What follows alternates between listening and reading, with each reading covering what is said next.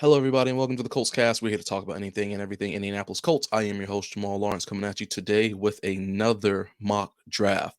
Now, we've been dropping some mock drafts here recently. If you haven't had an opportunity to check out Eric's that he just dropped, I think it was on Thursday, definitely go ahead and peep that. And we've had some other ones we put out as well, so go ahead and take a look at that.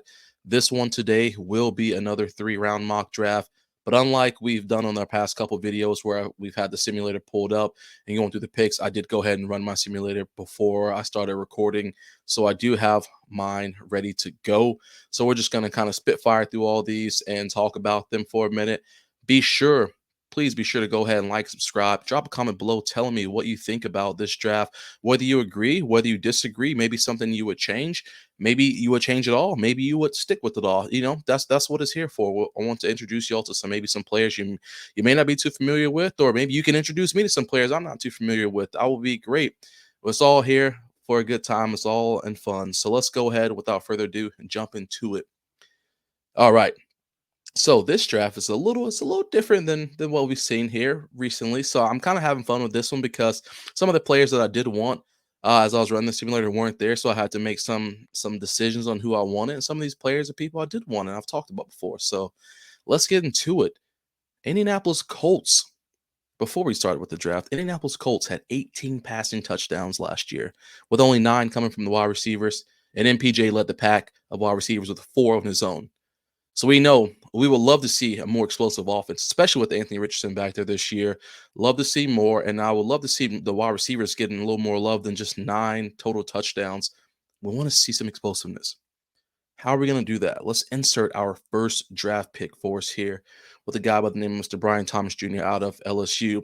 Now, a lot of you know this name. Some people have been wanting him to sit down with the Colts. Some people say, maybe we don't need to worry about him in the first round. And let me just go ahead and explain to you guys and gals why I did pick him in my first round. So, again, I don't have the simulator pulled up, but all of the cornerbacks that I wanted, every cornerback that I was interested in was gone in the first round. So I was thinking of BPA and what was available for us, and Brian Thomas Jr. was the best option here at that 15 spot. Now, will that happen in the draft in the next couple weeks? We don't know. No one knows it's going to happen. No one knows who's on whose big board. But, again, for what it's worth, let's have some fun with it. And whatever the simulator gives us, we work with and we move forward through with it. So, like I said, Brian Thomas Jr. with our first round draft pick for us. I think he goes without saying. I mean, if he's available, you kind of have to take him, right? Big. I mean, led the nation last year with in touchdowns, of 17 total touchdowns, and a true deep ball threat. We've seen it. And in case you're wondering just how much of a deep ball threat he is, we're talking about a guy who had 12 receptions, 502 yards, and 10 touchdowns on go routes alone. So 12 receptions, 502 yards, 10 touchdowns on go routes. I mean, that's crazy. That's just explosive speed, great hands when it comes to those deep ball, those go routes. So that's someone you want to see on the team. I think he could really complement MPJ and Downs, as we already know, and complement Alec Pierce as well. But it also, most importantly, gives Richardson a little fun. We all know Richardson can throw this ball 1,000 yards, no problem. Why not give him somebody who he can definitely go ahead and utilize that with, especially when Shane Steichen draws up these plays, because we know Shane's going to have some explosive plays for us this year. We saw it. We saw some explosive plays last year with Richardson on the field. Even with Minshew on the field, we still saw some explosive plays. So why not go ahead and get someone in there who has great ball tracking ability, can run a 4.34 he at the combine and has a raw score of a 9.97. We know how Ballard feels about people like that, man. Guy's just an athletic freak, and we could use someone like him as that deep ball threat.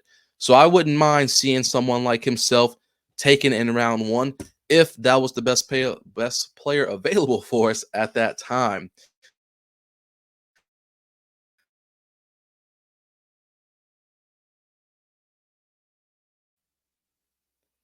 Sorry, guys. I think my connection might have gone out right there. But next up in the second round for us, this name here. So this one was an interesting one as well because after I ran my simulator, I was trying to decide. I knew I was going to go defense side of the ball, but I wasn't entirely sure who or where I was going to go with the defense side of the ball, just because some of the options I had available weren't the hottest. But I kind of looked through and I thought about it for a couple minutes, and there was one guy who stood out for me. And some of you may say that this is a little bit of a stretch, pulling him early, but I think that it will be worth it. A guy that goes by the name of Max Milton, cornerback. Now, Max Melton, I think that he could do it. I really believe that if he were drafted by us in the second round, he could do it. And our reason why I had to jump on him on second round is because I don't think he'll be there in the third round for us. By the time we get to our third round pick, he wouldn't be there. And we definitely know we need some help at the cornerback position. And I think that this is a great guy for it. I mean, good size, 6 foot, 190 pounds. Great size for a cornerback, athletic. Again, going back to what Ballard loves, athleticism. That's what it is. And he plays both inside, outside. He's played some of that slot as well, but his best ball comes when he's playing in the zone. What do we have going on with Gus Bradley right now? That zone defense. I really think that he could thrive in the zone defense, and I think that someone like him, who's not afraid to attack the route runner, who's not afraid to attack whoever has the ball, and once he gets his eyes on the ball, he's a hawk. He can really get there and lay it in the hit or jump the route to make an interception. Aggressive player. That's what we need at that cornerback spot. And do I think he'll be a day one starter? No, I don't think so. I don't think so. But he definitely has the opportunity to come in and continue to make a name for himself and potentially get out there on the field because we could use someone like him, especially if for whatever reason we were to jump the gun and have to go on the offensive side of the ball for the first round. I really believe that Max Melton would be a great addition to this squad. And again, just an athletic guy who can come out there and make a difference. Maybe not on the first play, but at least in training camp, at least during practice, he can learn the ropes, get out there, and maybe not game one be out there, but at some point get out there and make some great plays for us on defense side of the ball. Last but not least, in the third round, I've actually made an episode on this guy, and I really enjoy what he has done in college. And you guys know I'm a sucker for this position group. So without further ado, third round, Indianapolis Colts select Christian Mahogany, offensive lineman from out of Boston College. Again, like I said, I've made an episode on him. I'll make sure I tag that above so you guys can go back and listen to it. I've even put him in one of my other drafts before. And I really just think that I know some people may not necessarily want to attack a guard at the third round spot just because we could maybe focus on that a little bit later. But again, we have a thin offensive line.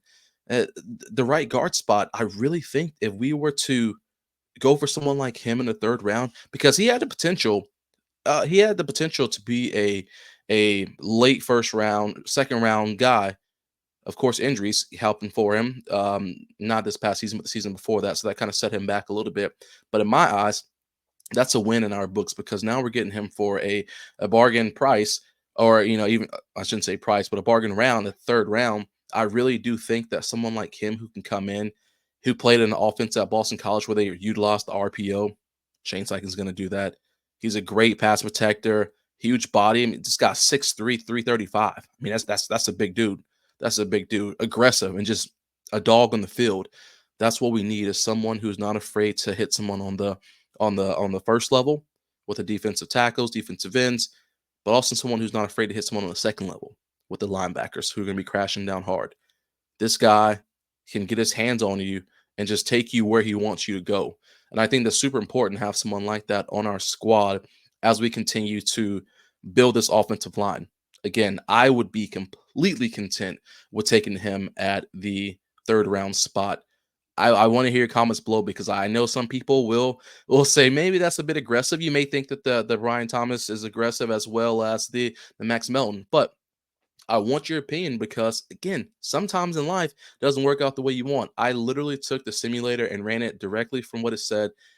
My best player available was Brian at the first round. Second round, I felt like Max was my best player, and third round, I felt like Mahogany was my best player. So that's kind of how we ran this thing today. We're gonna have probably one or two more mock drafts coming at you. I think we're gonna do a full 7 round one. I'm sure Eric and I will do that one together. Just have a little fun with it to see what's going on. But this is a quick 3 round draft for you, using some names that maybe you've heard, maybe some new names. Again, drop your comments below. Let me know what you think. Appreciate you guys coming and listening to us today. Take care. Have a great weekend.